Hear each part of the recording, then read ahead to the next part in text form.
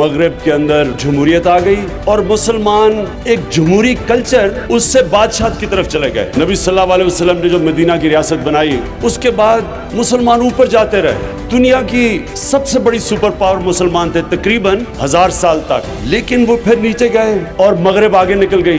تو علامہ اقبال اور ان سے پہلے شاہ ولی اللہ، ان سے جب پوچھا گیا کہ یہ کیوں مسلمان نیچے گئے اور مغرب آگے نکل گئی، تو انہوں نے کہا کہ مغرب کے اندر، یورپ کے اندر جمہوریت آ گئی اور مسلمان ایک جمہوری کلچر جو مدینہ کی ریاست تھی اس سے بادشاہت کی طرف چلے گئے۔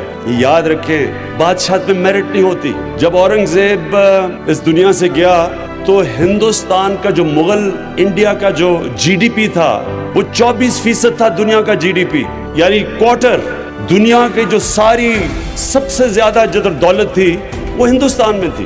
اور ہوا کیا، اتنی بڑی مغل سلطنت جو 180 سال تک ہندوستان کی سب سے بڑی سپریم بلکہ دنیا کی سپر پاور تھی، وہ کیوں نیچے چلی گئی؟ کیونکہ اورنگزیب کے بعد کوئی بھی ایسا اس کا سکسیسر نہیں آیا، اس کا بیٹا نہیں آیا جس میں وہ قوت تھی کہ اتنا بڑا سلطنت کو سنبھالے۔ میرٹ نہیں تھی۔ اگر اس کے بعد جمہوریت ہوتی تو ایک لیڈرشپ میرٹ کے اوپر آتی، خون کے اوپر نہ آتی۔ تو کہاں 180 سال 6 مغل بادشاہ رہے، ایک سے بہتر بادشاہ آتا رہا، لیکن اورنگزیب کے بعد تقریباً 17 سال میں 6 بادشاہ آ گئے۔ کسی میں بھی وہ طاقت نہیں تھی کہ اتنی بڑی سلطنت سنبھالے، کیونکہ میرٹ نہیں تھی، خون تھا، خون کے اوپر سلیکشن تھی۔ اور وہی تھا عثمانیہ سلطنت جو بھی دنیا کی سپر پاور تھی۔ سلیمان کے بعد کوئی بھی ایسا سلطان نہیں آیا جس میں وہ صلاحیتیں تھی کہ اتنی بڑا اوٹومن ایمپائر کو سنبھال سکتا۔ تو مغرب کیسے آگے چلے گی؟ وہاں جمہوریت آ گئی۔ جمہوریت پہ خون پہ سلیکشن نہیں تھی، میرٹ پہ تھی، اور جتنی اچھی جمہوریت اتنی زیادہ میرٹ۔ تو میرٹ ایک سب سے اہم چیز ہوتی ہے ایک قوم کے اوپر آنے پہ۔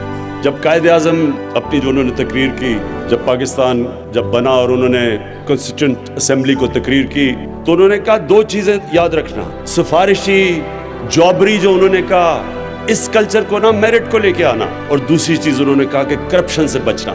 اور ہمارے ملک میں بدقسمتی سے اگر آج ہمارے حالات برے ہیں تو یہی 2 چیزیں نہیں تھی پاکستان میں، نہ میرٹ تھی اور نہ ہم کرپشن کو روک سکے۔